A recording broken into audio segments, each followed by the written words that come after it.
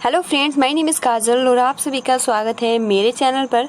और आज की इस वीडियो में हम डिस्कस करने वाले हैं UP DElEd second semester subject English. ठीक है, और आज का ये जो टॉपिक है ये लेसन 3 है, जो एग्जाम के पॉइंट ऑफ व्यू से बहुत ही इंपॉर्टेंट है।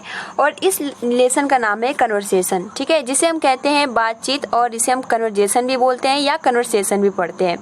तो चलिए फ्रेंड्स, हम शुरू करते हैं। तो सबसे पहला फर्स्ट स्टेप ये होता क्या है, आपको पता है कि दो व्यक्तियों के बीच जो वार्तालाप होता है उसे हम कन्वर्सेशन या बातचीत कहते हैं। ठीक है, तो चलिए हम जानते हैं। तो देखिए, फर्स्ट जो स्टेप है कह रहा है कि conversation is a dialogue between two person, यानी जो आपका वार्तालाप होता है, ठीक है, जो भी संवाद होता है ये दो व्यक्तियों के बीच में होता है। ठीक है, क्योंकि एक व्यक्तियों में कन्वर्सेशन या कोई भी बातचीत नहीं हो सकता है। ठीक है, तो इसलिए कह रहा है कि conversation is a dialogue between two person. It is very important way to know each one another and convey our ideas and thoughts with the help of words. इसका क्या मतलब हो जाएगा कि मतलब कि ये बहुत ही इम्पोर्टेंट रखता है कि एक दूसरे को जानना और शब्दों की मदद से हमारे विचारों को व्यक्त करना बहुत ही महत्वपूर्ण तरीका है। जैसे कि जो आपका कन्वर्सेशन यानी बातचीत है, इसके हम थ्रू किसी भी लैंग्वेज को और किसी भी भाषा को बहुत ही आसानी के साथ एक दूसरे व्यक्ति के भाषा को हम समझते हैं और जानते हैं और हम बातचीत करते हैं। ठीक है, तो जो कन्वर्सेशन है, बातचीत है, वो बहुत ही महत्वपूर्ण। अगला जो पॉइंट है कि it develops our language learning skills, यानी आपका जो हमारी भाषा होता है, ठीक है, जो हमारा कौशल होता है, इसे सीखने में विकसित करता है। क्या? तो कन्वर्सेशन या बातचीत। अब देखिए, कह रहा है कि it helps in creating a proper atmosphere. Atmosphere मतलब क्या होता है? वायुमंडल। For better understanding of person, place और थिंग्स, यानी यह व्यक्ति, स्थान या चीज़ों की बेहतर समझ के लिए उचित वातावरण बनाने में मदद करता है। ठीक है, तो ये आपका पूरा यही हो जाएगा कि जो हमारा यह भाषा सीखने के कौशल को विकसित करता है, यह व्यक्ति, स्थान या चीज़ों की बेहतर समझ के लिए उचित वातावरण बनाने में मदद करता है। क्या? तो बातचीत, कन्वर्सेशन। अगला पॉइंट कह रहा है कि some general greetings teaching method, मतलब कि कुछ सामान्य अभिवादन पढ़ाने का तरीका। ठीक है, इसका मतलब यही हो जाएगा some general greetings teaching method. क्या मेथड होना चाहिए? तो चलिए, एक्टिविटी 1 यानी गतिविधि फर्स्ट। तो फर्स्ट है कि to prepare a chart, write some sentence and read loudly before the children, यानी चार्ट तैयार करने के लिए कुछ वाक्य लिखिए और बच्चों के सामने जोर से पढ़ें। ठीक है, कह रहा है कि to prepare a chart, write some sentence and read loudly before the children. ठीक, फिर से एक बार हिंदी बता रही हूँ कि चार्ट तैयार करने के लिए कुछ वाक्य लिखिए और जो भी आप चार्ट तैयार कर रहे हैं बच्चों के सामने जोर से पढ़ें। फॉर एग्जाम्पल, ठीक, इजी का मतलब होता है फॉर एग्जाम्पल, जैसे कि हाउ आर यू। ठीक, हाउ आर यू, तो इसका जो रिप्लाई होता है, इसका क्या होता है? इसका जो रिप्लाई होता है कि मैं ठीक हूँ। ठीक है, धन्यवाद, या फिर आएगा हाउ आर यू या व्हाट इज़ योर नेम, तो उसका रिप्लाई आएगा माय नेम इज़ रोहित। ठीक, तो ये एग्जाम्पल के लिए है, मतलब कोई भी आप चार्ट तैयार कर रहे हो तो आप जो भी बालक है, स्टूडेंट है, उनके सामने ज़ोर से पढ़ो या कुछ सवाल पूछो, हाउ आर यू, फिर उसका जवाब पूछिए। तो क्या है? ये कन्वर्जन है, बातचीत है। ठीक, एग्जाम्पल के लिए बता रहा है।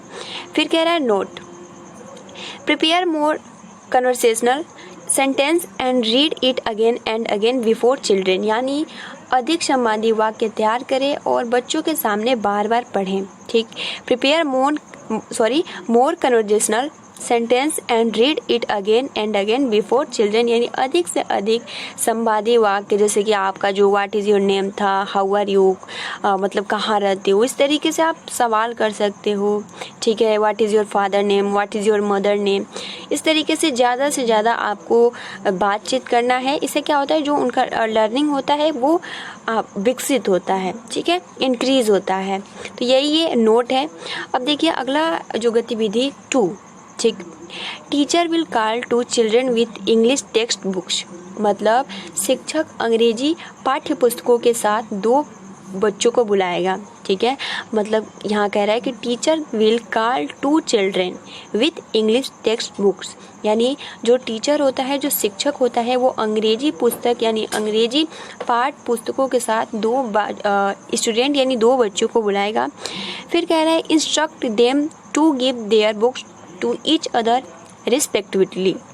इसका क्या मतलब हो जाएगा कि उन्हें निर्देश दे कि वे क्रमशः अपनी पुस्तकें एक दूसरे के दें। ठीक। उसके बाद कह रहा है कि after receiving books they will say, यानी जैसे किताब मिलने के बाद वे कहेंगे धन्यवाद। तो इस तरीके से आपका ये गतिविधि 2 हो गया। एक बालक, ठीक है, एक बालक दूसरे बालक से क्या है, वो उस संपर्क में आया। सबसे पहले गतिविधि आपने कोई लेसन है, कोई पुस्तक है, ठीक है, तो उसको आपने दिया, तो वो जो जिसने बुक लिया उसने उसको थैंक यू बोला। ठीक, तो उसके जगह पर थैंक यू के बाद आप वेलकम भी बोल सकते हो। तो ये आपका सेकंड गतिविधि बातचीत का हो गया। ठीक है, फिर कह रहा है कि teacher should explain that we should say thank you when someone gives us something. इसका क्या मतलब हो जाएगा? इसका मतलब यही हो जाएगा कि शिक्षक को यह समझना चाहिए कि हमें धन्यवाद कहना चाहिए जब कोई हमें कुछ देता है। और आप सभी को पता है, तो अब तो इतने छोटे छोटे बच्चे को पता है कि अगर कोई कुछ देता है तो उसे थैंक यू कब बोलना है, वेलकम कब बोलना है, सॉरी कब बोलना है, सबको पता है।